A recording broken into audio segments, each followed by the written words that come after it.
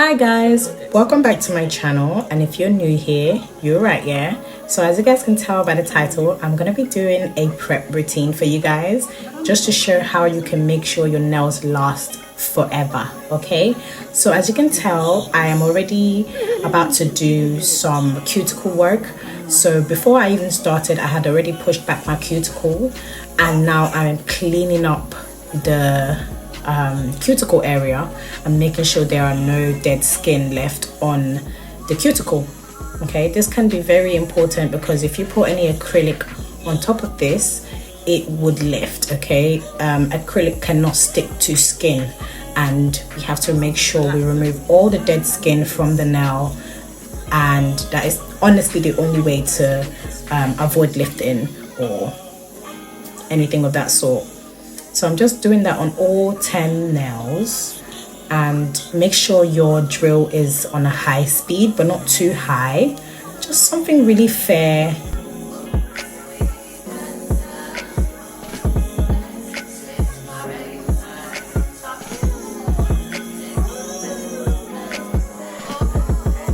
So as you guys can see now, I have moved on to using a sand band drill bit. So this actually is very important because we need to get an even surface on the nail bed, okay?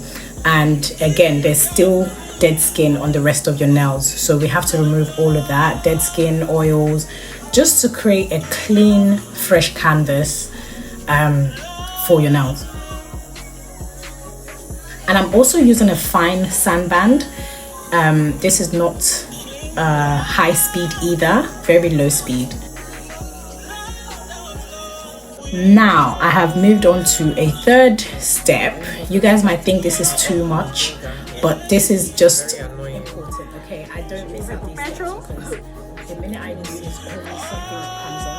So what I'm doing right now is I'm etching the nails. Okay, I'm making sure everything is got like a rough surface. So you need a rough surface for the acrylic to stick. It looks like I'm digging into her hands, but I'm really not. I'm using a very light hand. I think the one that you came when you were pregnant. Actually, the one that came when you were pregnant. Not too much that it's damaging her nails. Okay, so just use your nail file, preferably one with a round edge such as mine, so that you can really work into the cuticle. But etching the nail is also very important. Etch the nail all the way to the cuticle area, because the sand band creates too much of an even surface, so you need to give it some roughness and some edge without damaging the natural skin off. Now I'm brushing everything off to make sure we have no dust and we can see what we're doing. Always have a brush at hand. Nothing like a makeup brush. You really need a toothbrush type of level like to scrub away each and every one of those dust follicles.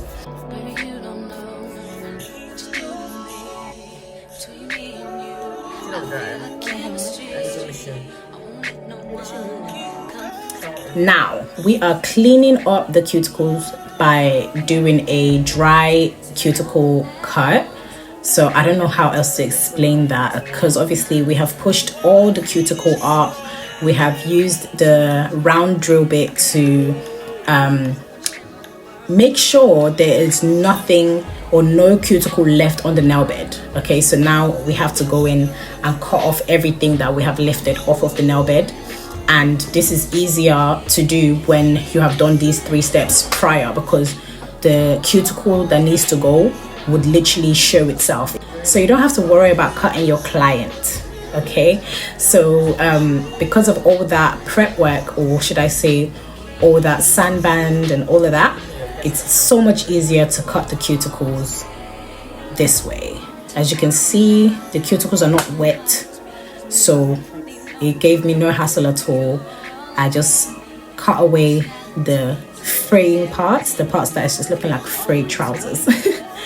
So I'm just getting rid of that, but I'm being very careful at the same time. I'm only cutting the parts that has been exposed. I'm not going any further than that.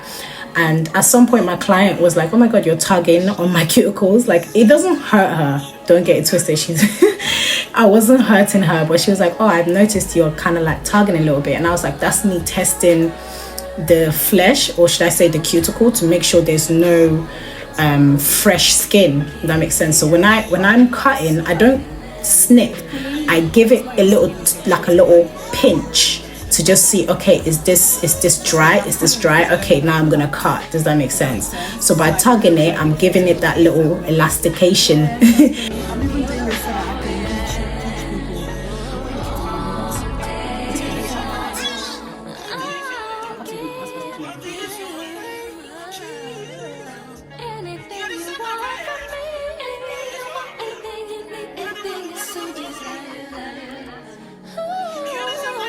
So now I'm about to start applying my tips. Okay, I decided to try out these tips by Kiss, and what should I say?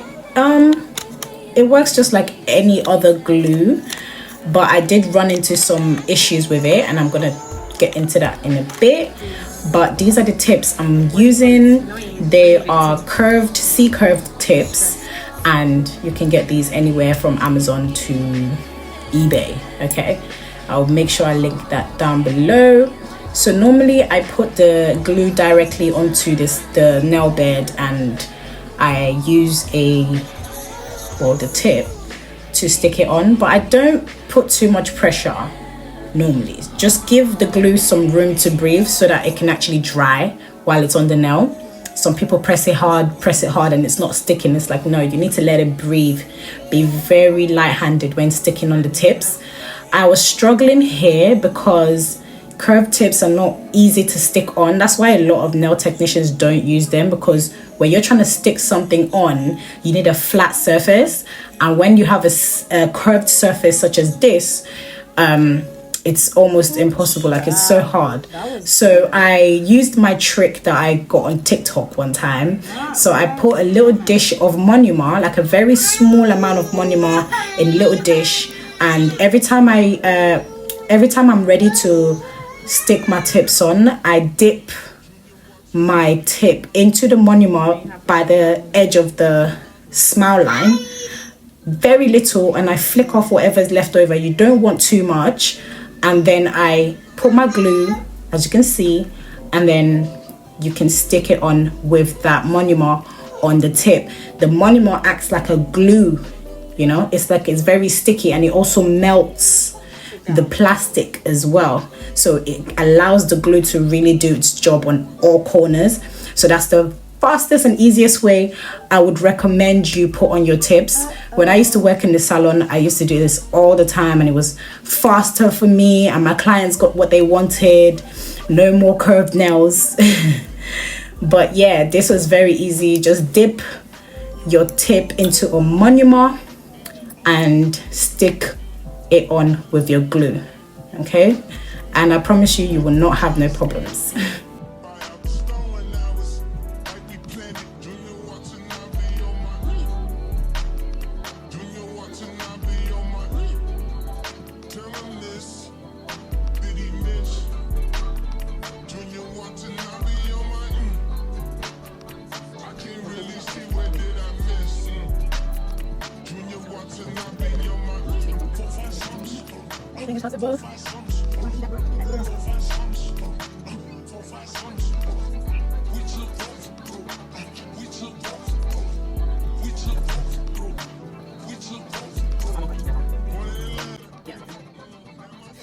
So I liked the glue. It would have done the job if the tips were not curved.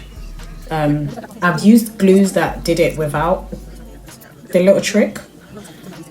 But yeah, if you're going to use that glue, do bear in mind, it's not the strongest. It's not built for it to be the strongest. It's not for salon uses.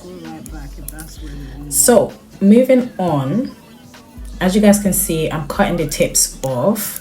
I'm using the scissors to do this because sometimes my nail cutter doesn't fit through the hole. So I'm using the scissors to cut it, and it gives me a more precise cut, especially when I have to go and edit it, or should I say, if I see one is too long or too short, I can just snip off easily. And I'm also holding the person's nail while I'm cutting, so don't just go cutting off without holding the tip. Okay, holding the tip where it connects to the nail, and then you cut. Release pressure from that nail.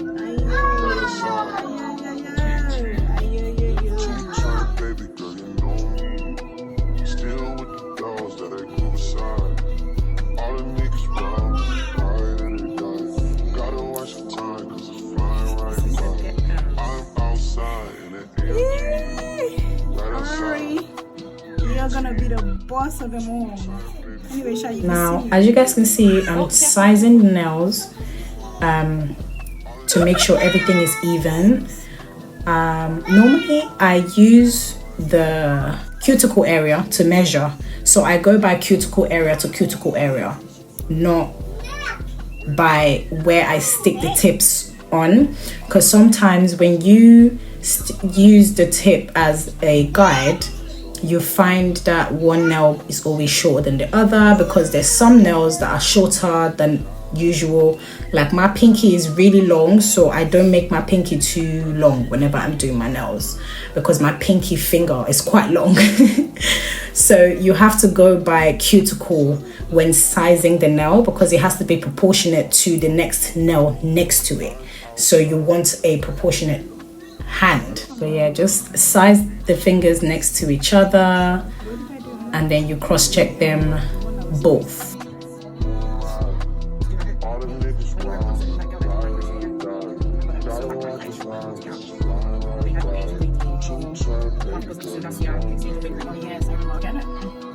I remember her. Now it's time to shape. Okay, so normally, because the client is doing a square shape nail, I will not be cutting the sides of the tips.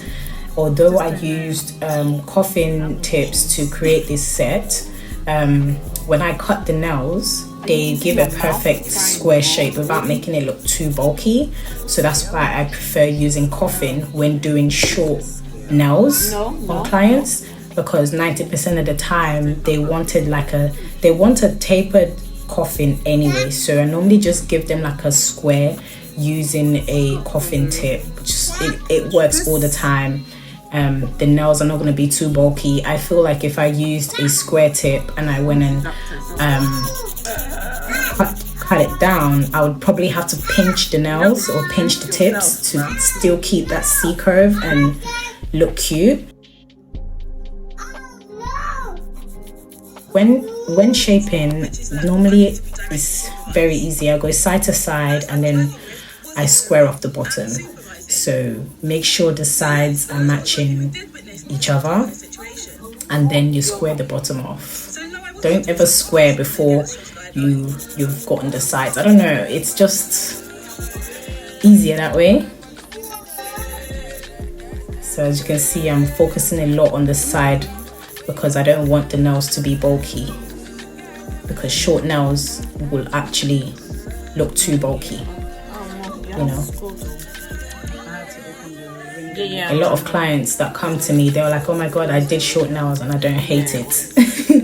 A lot of people don't understand that short nails is not something every nail tech can do. Like, it has to look simultaneously natural to your nails because it's short. So anyone that's looking at your nails can't be like, oh, but your nails are short, why they look crap. So yeah, short nails is not something that you could easily do. You have to be strategic. Like I said, I used a coffin tip instead of a square tip, even though I knew that she wanted square. You know, sometimes your client could be like, oh, actually, no, I wanted coffin. I said, no, don't worry. I know what I'm doing. Don't worry about it, sweetheart. Black Mirror, whitening head. Now, as you guys can see, I'm using my drill bit again to get rid of the tips that are a bit bulky on the sides, because honestly that is the one thing that makes the nails bulky the most, because you're so busy trying to cover that part with acrylic, you know. So you have to make sure you file the edges. As you can see, I'm just focusing mainly on the edge on the side of the nail, because that's where it's the most bulky. Oh yeah. You really want it to blend into your nails as much as possible.